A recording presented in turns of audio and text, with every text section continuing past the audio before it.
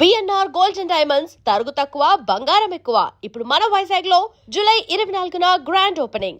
ఈ ఆపరేషన్ అరుణారెడ్డికి సంబంధించిన సినిమా గురించి నాదొక ప్రశ్న సార్.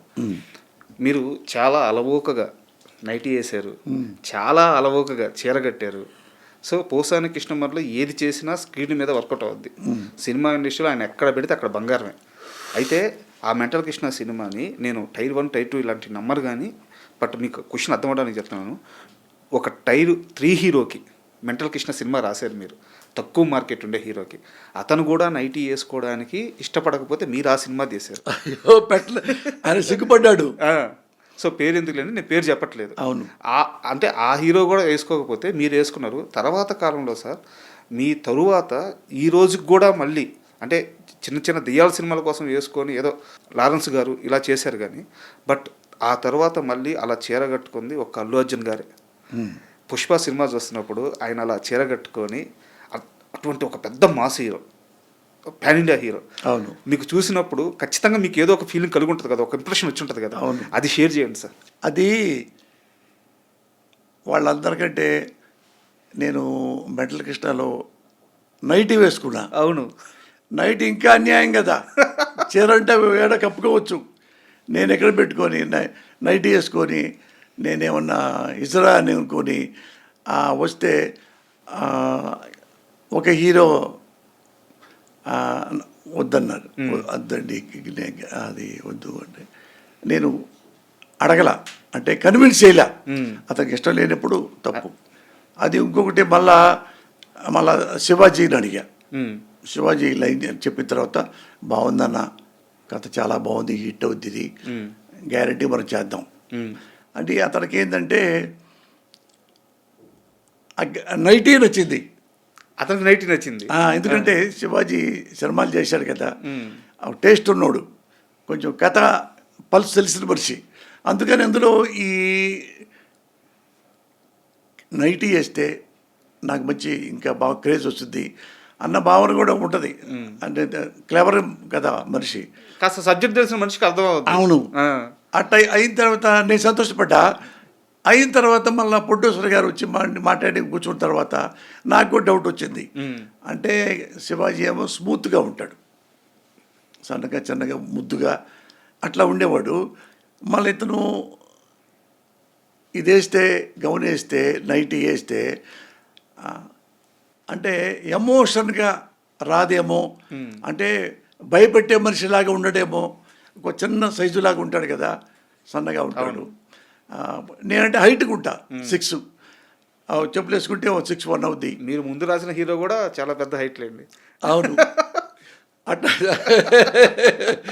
అలాగా అది చేద్దాం అనుకుంటే ఈ నైటీ క్యారెక్టర్కి సూట్ అవ్వాల. ఇది శివాజీ. నాకు ప్రొడ్యూసర్గా అనుకున్నాం, కొద్దిగా శివాజీ స్మూత్గా ఉంటాడు, ఇది నైట్ అయితే బాగోదేమో అతనికి అనుకొని, అంటే అయితే మీరే చేయండి అన్నాడు ప్రొడ్యూసర్. నేనేట మరి బీరేసి గిరేసి నాకేముందంటే, బీరేసి ఏమక్కర్లేదు సార్, నాకు ఇష్టం, మీరు చేయండి, పోతే పోయింది వచ్చింది, చేయండి, నాకు గ్యారెంటీ చూశాక మీరు కథ రాసేటప్పుడు ఆ మాట రాసేటప్పుడు చూశాను నేను అంటే. ఆయనే చెప్పాడు, మోహన్ వడ్లపట్ల గారు, ఎంత డబ్బులో అంతే ఇచ్చాడు. డబ్బులు ఇచ్చేసి సినిమా హిట్ అయిపోయింది. ఒక్క రోజుకే డబ్బులు వచ్చేసినాయి. అది అట్లా కుదిరింది. ఆ తర్వాత నా నైటీయే వేసిన వాడిని చీర కట్టుకోలేనా? అంతకుముందు అల్లు అర్జున్ కట్టుకున్నా, ఇంకోళ్ళు కట్టుకున్నా, ఇక డోంట్ కేర్. అందుకని ఇది నాకు సూట్ అవుద్ది నా క్యారెక్టర్కి అనుకుని రాశా చీర కట్టుకొని.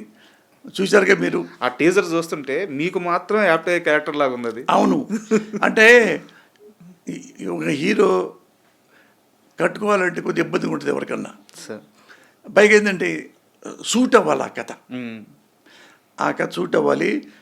ఏ చీర కట్టినప్పుడు అతని యాక్టివిటీ ఎలా ఉండాలో అవన్నీ ఉండాలి. ఉంటే అప్పుడు జనం అందరు చూస్తారు, నవ్వుతారు. లేకపోతే కొంచెం వెగటుగా ఉంటుంది నచ్చకపోతే. అందుకని నేను చూసుకున్నా, ఓకే ఇది నాకు సెట్ అయింది, అని యాక్సెప్ట్ చేశాను. ఇప్పుడు ఇది ఎందులో వచ్చింది.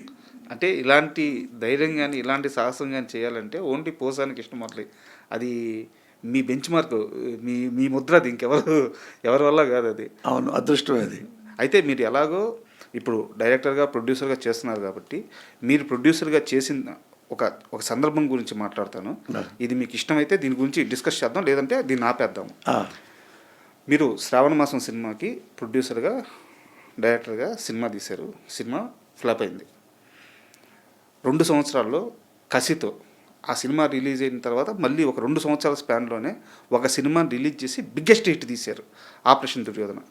ఈ మధ్యలో ఒక డైరెక్టర్ మీ ఇంటికి వచ్చి ఆయనకి ఎందుకు సినిమాలు డైరెక్షన్ చేయడం ఎందుకు, ప్రొడ్యూస్ చేయడం ఎందుకు,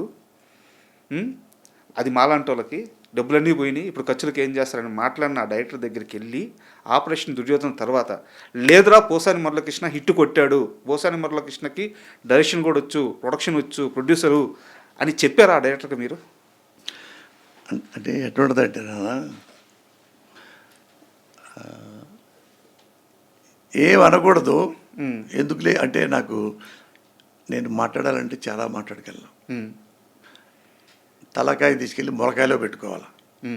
నీకు చెప్పాలంటే వాళ్ళ క్యారెక్టరు, వాళ్ళ కెపాసిటీ, వాళ్ళ కాపురాలు, వాడి ఇళ్ళు, వాడ బొళ్ళు ఏందో మొత్తం నాకు తెలుసు. కానీ ఎందుకు ఏడిపించటం అట్టా చీప్గా బిహేవియర్ నాకు ఇష్టం లేక వదిలేశా. ఏంటంటే ఒక సినిమా ఫ్లాప్ అయిందంటే వాడు ఏమీ లేనివాడని కాదు సార్, ఏమీ లేనివాడని కాదు. ఆయన ఉన్నారు కదా, రోజా సినిమా తీశాడు మణిరత్నం గారు మరి చాలా చదువుకున్నవాడు, లెజెండరీ లాంటి వాడు. మరి ఆయన ఎన్నో ఫ్లాపులు తీశాడు. అంతంత మాత్రాన ఆ డైరెక్ట్ లేకుండా పోతాడా? ఆయన ఇప్పటికీ లెజెండరీ డైరెక్టర్. చూడండి మరి ఆయన ఎన్ని ఇప్పుడు 1, 2, 3, 4 ఫ్లాప్. మన లేటెస్ట్ కూడా ఫ్లాప్ అయ్యేది సార్. ఇది మన కమల్ హాసన్ తగ్గలేదు సినిమా ఏదో, అదే అది సబ్జెక్టు సరిలేక ఫ్లాప్ అవుతాడు తప్ప మణిరత్నం ఫ్లాప్ అవడం, సబ్జెక్టు లేక ఫ్లాప్ అవుతాడు తప్ప రామ్ గోపాల్ వర్మ డైరెక్టర్గా ఫెయిల్ అవ్వడు. డైరెక్టర్ రామ్ గోపాల్ వర్మ అంటే నాకు తెలిసిన విషయాల్లో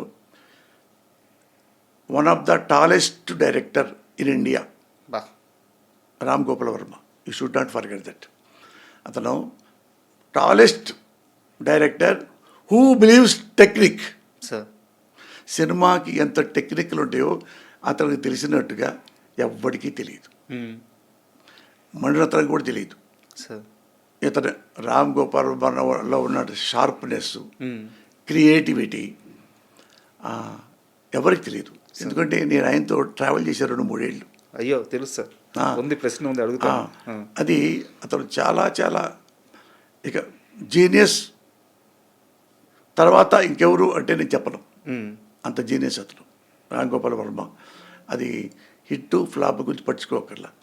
అట్లానే నా ఫ్లాప్ అయితే నేనే అన్నాను ఫ్లాప్ అయింది. ఫ్లాప్ అయిన తర్వాత ఇంకో డైరెక్టర్, ఒక ప్రొడ్యూసర్ ఆ ఇంటికి వచ్చాడు, మన సినిమా చేద్దామా, కథ మీరు బాగా చేశారు కానీ బ్యాడ్ లక్ అయిపోయింది అది అంటే, వద్దండి మేమే చేసుకుంటాను, అది ఫ్లాప్ అయిన తర్వాత మళ్ళీ వస్తే మీకు బాగోదు అని పంపించేశాను. అయిన తర్వాత నేనే కథ రాసుకొని మళ్ళీ అదే ఫైనాన్సర్తో అంత ఫైనాన్స్ ఇచ్చేసా మొత్తం. ఏది ఒక ప్రాపర్టీ అమ్మేసి ఇచ్చేసేస్తారు. ఇచ్చి మళ్ళీ ఫైనాన్స్ దగ్గరికి వెళ్ళి మీకు కావాలి తీసుకోండి మురళి గారు, మీ సినిమా ఫ్లాప్ ఫిట్ మీ గురించి మాకేం లేదు, మాకు అంతకుముందు క్లియర్గా కట్టారు కదా, అందుకని ఎంతైనా తీసుకోండి చేసుకోండి అన్నాడు. అంటే సంతకం పెట్టడానికి వెళ్ళాను. అంటే ఏం కథ రాసుకున్నారు ఈసారి అన్నాడు. ఏదో చిన్న కథ అన్నా. నేను వినొచ్చా అన్నాడు. మీ ఫైనాన్స్ మీ చెప్పడానికి ఏముంది అంటే లైన్ చెప్పాను. బాగుందండి, ఇది మీరే చేయాలందా, నేను చేసుకోవచ్చా అన్నాడు ఆయన. ఆయనకు అర్థమైంది కథలో ఆ దమ్ము. అంటే మీరు సినిమా చేస్తారంటే నాకేం అభ్యంతరం లేదు కదా చెప్తాను చేస్తాను అది అదే ఆపరేషన్ దుర్యోధన. వా. అది ఎంత పెద్ద హిట్ అయిందో, ఎంత డబ్బులు వచ్చినాయో కౌంట్లెస్. సార్ అవును. అండ్ మరి అంత మంచి అంటే ఇప్పటికీ ఆపరేషన్ దుర్యోధనకి ఒక ప్రత్యేకత ఉంది. కరెక్ట్. అంటే ఎందుకుందంటే ఆపరేషన్ దుర్యోధన అన్ని సెంటర్లో ఆల్మోస్ట్ 100 రోజులు ఆడింది. సార్ తెలుగు సినిమా ఇండస్ట్రీలో లాస్ట్ సినిమా 100 రోజులు ఆడిన సినిమా నా సినిమా ఆపరేషన్ దుర్యోధన. అప్పటి నుంచి ఇప్పటిదాకా 100 సినిమా లేదు 100 రోజులు. తర్వాత అసలు ఆ ట్రెండే లేకుండా పోయింది. ఎవరి 100 రోజులు లేవు. ఆ, అదొక్కటే లాస్ట్ 100 డేస్ సినిమా. సార్ అలాంటి గొప్ప సినిమా. ఇప్పుడు ఎన్నో వాగాడే. ఆపరేషన్ దుర్యోధనలో ఒక్క బటన్ కూడా చెల్లడవాడు. బటన్ కూడా అన్నం పెట్టా. అలాంటి వాళ్ళు కూడా కమెంట్ చేస్తున్నారంటే జో హోనా హోతా. సో అలాంటి వాళ్ళకి సమాధానం చెప్పాల్సిన అవసరం లేదంటారు. అయ్య ఛీ. ఉమ్, నేను ఎప్పుడు నాకెవ్వరు శత్రువులు లేరండి.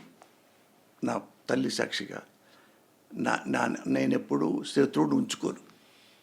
అడుగుతా కావాలంటే సార్ అభిప్రాయ భేదాలు ఇంకోళ్ళు వచ్చినా సరే అభిప్రాయ భేదాలు అయినా సరే అంతవరకు పక్కన పెట్టుకుంటాను తప్ప, ఒక ఇష్టం లేదనుకో కామ్గా ఉంటాను తప్ప ఒకరిని ద్వేషిస్తూ 24 గంటలు కూర్చొని నేను. సార్ జీవితం చాలా ఉంటుంది, ఆ ట్రావెలింగ్ చాలా ఉంటుంది. ఇందులో కూడా అలాంటి ఉంటాయి. సార్ హలో అన్నంత వరకే జీవితం, డైలాగ్ ఉంది. అవును. చలో అన్నంత వరకే శ్మశానం. విషయం. జీవితం అది. సార్ ఆఫ్టర్ ఆల్ దానికోసం రూపాయి వచ్చినంత మాత్రాన ఎగిరిపోయి డబ్బులు పోయినంత మంది ఏడ్చి ఇట్ట చేయబెట్టుకొని మా చేతితో ఏడుస్తూ వచ్చి మా ఇంటి ముందు కూర్చోవచ్చి ఆ రెండూ చూశా, అన్నీ చూశా. ఒకప్పుడు చిరంజీవి గారు చెప్తారు, నేను గంజి చూశాను, బెంజి చూశాను అన్నాడు. అది ఆయన గ్రేట్, ఆయన సంస్కారం అది.